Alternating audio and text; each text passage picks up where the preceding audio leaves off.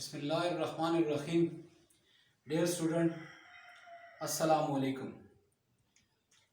आज के इस सेशन में हमारा पहला प्रैक्टिकल है ET 233 सब्जेक्ट का, यानी यूटिलाइजेशन ऑफ इलेक्ट्रिकल एनर्जी का, जिसमें हम अपने पहले प्रैक्टिकल का आगाज़ करेंगे। लॉज ऑफ इल्यूमिनेशन पहली और दूसरी दो किस्म के इल्यूमिनेशन लॉज हैं जो कि हमारे कोर्स में है। इसमें पहला जो कानून है या पहली जो लॉ है इल्यूमिनेशन की, वो है verification of inverse square law. इसके वेरिफिकेशन का प्रैक्टिकल है, इसकी हम वेरिफिकेशन करेंगे। इस लॉ के मुताबिक ये जो इनवर्स स्क्वायर लॉ है, इस लॉ के मुताबिक the illumination is inversely proportional to the square of the distance of the service from the source. यानी जो किसी सतह की जो इल्यूमिनेशन है वो डायरेक्टली प्रोपोर्शनल होती है उसके सोर्स से फासले के मुरब्बे के। पहली डायग्राम को देखते हुए, ये जो पहला डायग्राम है इसकी वजाहत कुछ यूं है कि एक डायग्राम के मुताबिक ये एक एस सोर्स दिया गया है जो कि एक लाइट सोर्स है जो कि आई इंटेंसिटी का हामिल है, और इससे हम रोशन कर रहे हैं कोई सतह जो कि हमारे पास A1 है, और ये इस सोर्स से R फासले पर वाक़ई है। डियर स्टूडेंट, याद रखें कि किसी भी सोर्स से रोशनी का एनएसआर यानी उसकी रोशनी के वो कितना इल्यूमिनेट करेगी, उसकी इल्यूमिनेशन क्या होगी, वो दो चीज़ों पर होती है।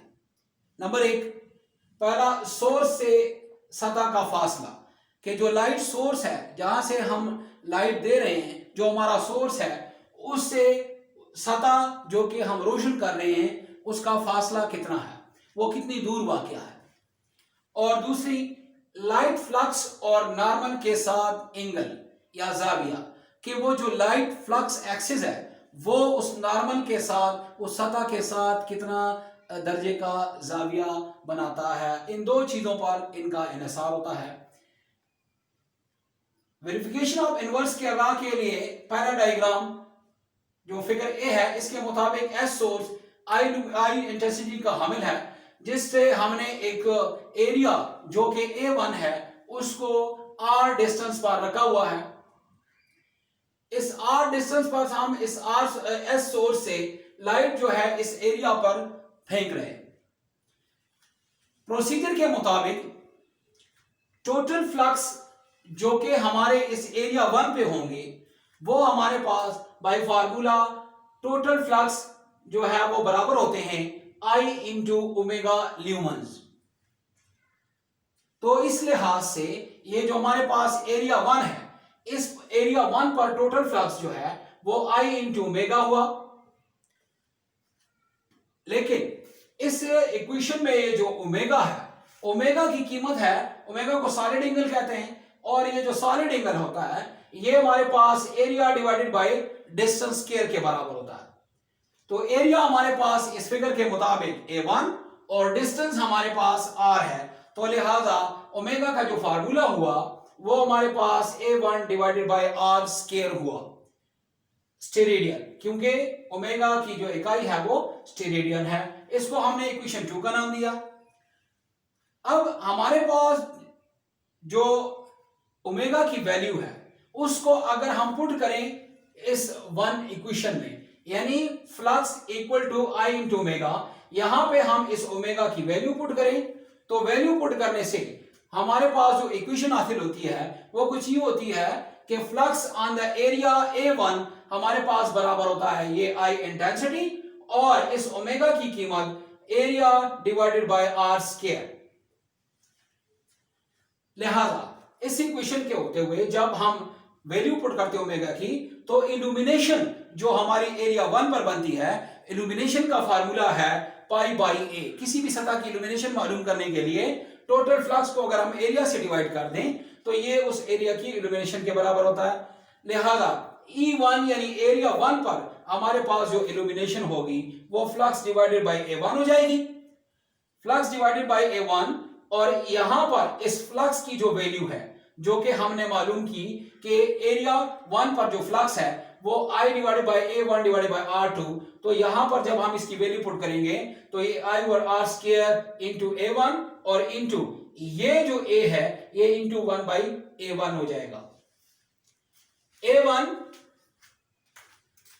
कैंसिल हो जाएगा A1 के साथ और इस तरह I इंटू 1 हो जाएगा, I आ जाएगा और ये R स्क्वायर जो है वो R स्क्वायर हो जाएगा। इस तरह I जो A1 पर हमारे पास इल्यूमिनेशन होगी वो E1 I over R square के बराबर हो जाएगी। डियर स्टूडेंट, बिल्कुल सेम इसी तरह अगर हम एक और डिस्टेंस जो कि एरिया जो कि A2 है उसको 2R डिस्टेंस, यानी पहले हमारे पास R थी और दूसरी जो है वो 2R पर रख दी, तो बिल्कुल सेम इसी तरीके से टोटल फ्लक्स हमारे पास बराबर हो जाएगा I इंटू ओमेगा ल्यूमेंस।